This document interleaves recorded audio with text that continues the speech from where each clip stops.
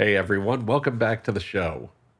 You may have seen the news that Apple has signed a deal to have Google provide AI capabilities for Siri and its devices. As New York Magazine put it, Apple is buying an AI strategy for Google. And I posted on LinkedIn about why this is really, really bad news for OpenAI and ChatGPT. But this isn't a story about Apple or Google or OpenAI or anyone else, really. This is a story about your brand and your business and why this matters.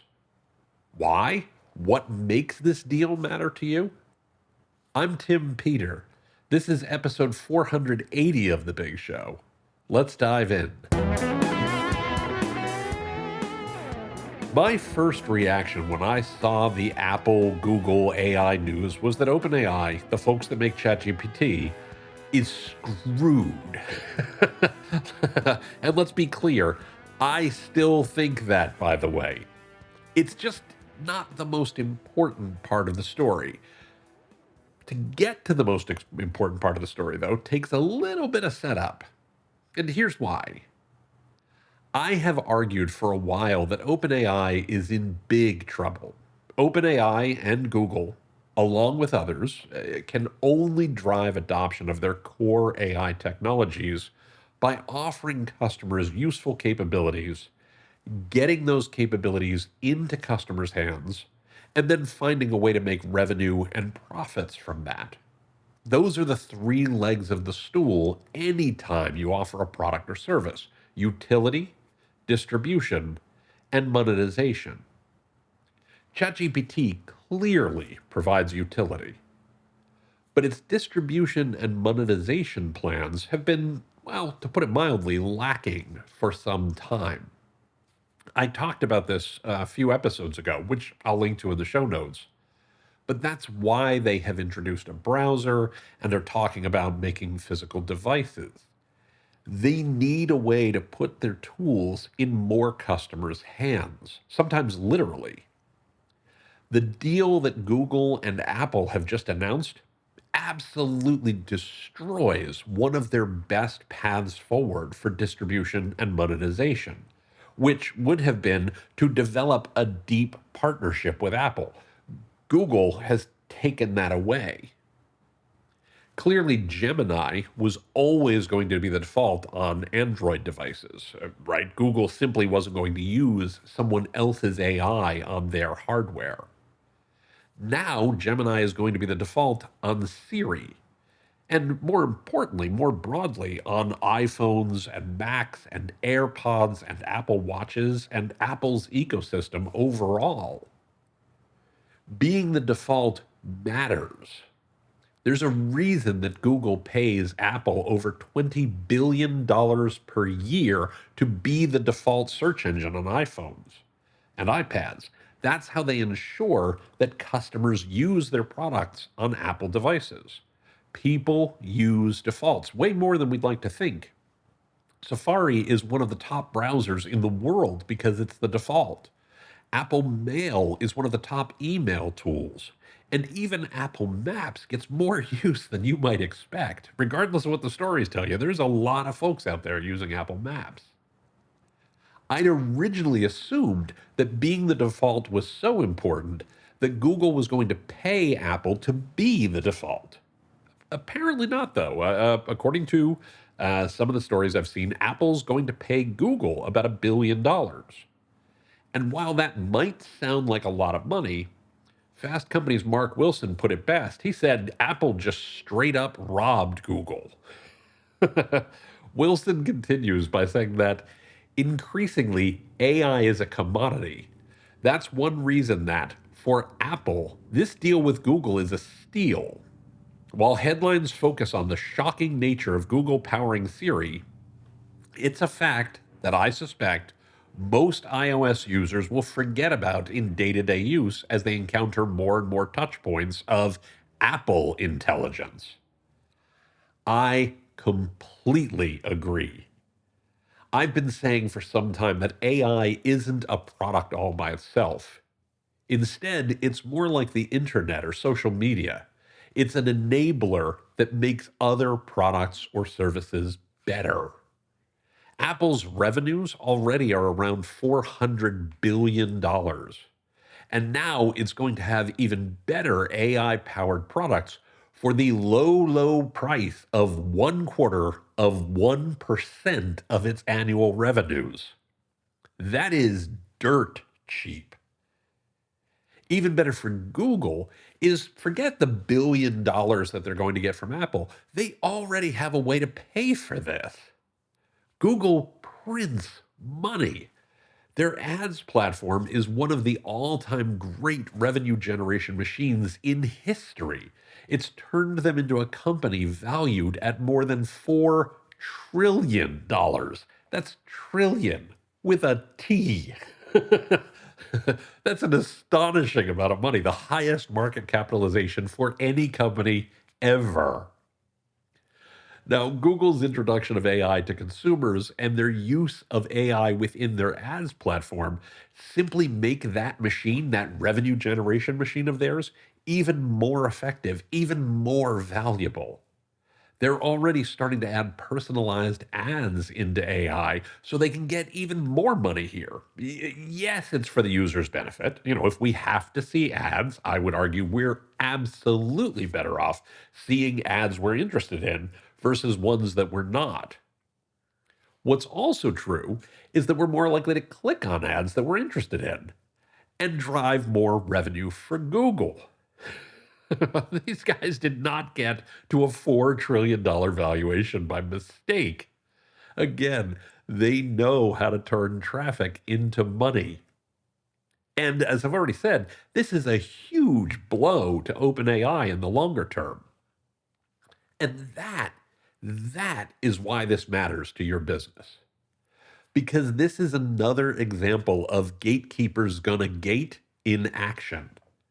OpenAI is getting shut out by gatekeepers cutting off its access to customers. That's what gatekeepers do. They've done it to brands large and small for years. Of course, they were going to gatekeep the next company trying to gain access to their club. That's what they do to you, too. Your brand is almost certainly downstream of these gatekeepers. It probably has been since many of these folks came into existence. You're well aware that Google and Apple make money by standing between you and your potential customers and charging you for access to those folks via ads or their app stores, the revenue share that they get in the app stores. That $20 billion that Google pays Apple for search and the $1 billion that Apple is giving back to Google for its AI doesn't come from their pockets. It comes from yours. Well, what should you do about this? If this is the case, what should you do? As I've argued in my book, Digital Reset, and other places, your best path to success is to make sure your brand is the prompt. Your job is to build a brand that your customers ask for by name, no matter which AI tool they use. I might be wrong about which AI platform your customers will end up using for the long term and which one will succeed or which ones will succeed in the marketplace. OpenAI has a ton of smart people working there. Maybe they'll find a way to bypass big tech gatekeepers like Apple and Google, and maybe they'll end up on top. It could happen. What's also true is that you need your customers to ask for you and find you. Gatekeepers be damned. Remember our core framework that says content is king, customer experience is queen, data is the crown jewels. That's how you build a brand your customers seek out and choose again and again and again. The alternative is to pay again and again and again to talk to your own customers. At which point, this isn't just a problem for OpenAI, it's your problem too. Content is king, customer experience is queen, and data is the crown jewels all start with a focus on your customer. Your content needs to address your customers' needs and how you solve those needs every single time. Think about these questions. I've shared these with you before, but think about, what are your customers' problems? Where do they need help? How do you help them solve their problems? And what is your point of view that sets you apart from your competitors? If your content isn't answering those questions for your customers regularly, it's not going to show up in AI answer engines, and it's not going to do its job when and if customers come to your website or interact with you on other channels. Speaking of other channels, you need to think about your content from a content distribution perspective too.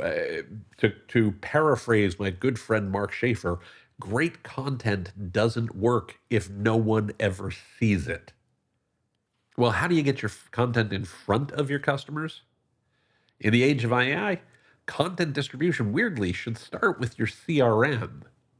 Your job is to show up in the places your customers already ask for content: their email, their text inbox, their social messaging inboxes.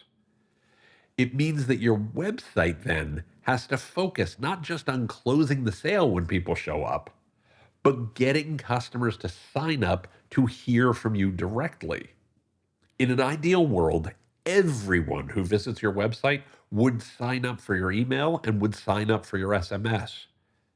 So think about your website not just in terms of selling your products, but your conversions should be also around encouraging customers to connect directly with you via email, via SMS, or via social follows. Ideally, all of those. Look at the chat on your site and your website search too, so that you're providing the same experience customers increasingly expect when they connect with any company anywhere. Now, of course, your own website is still going to be a place where your content lives, but you need to make sure your content is available on social media for customers too, given how frequently customers spend their time there. It might be Instagram, it might be YouTube, it might be TikTok, it might be LinkedIn. The key point is that your content has to be where your customers can see it. Most importantly, you need to ensure that your customers tell a great brand story on your behalf when they're connecting with friends and family and fans and followers on social media too.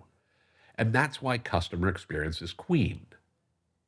I want to ask you a question. Have you ever had a great experience? I'm sure you have, probably somewhere along the way.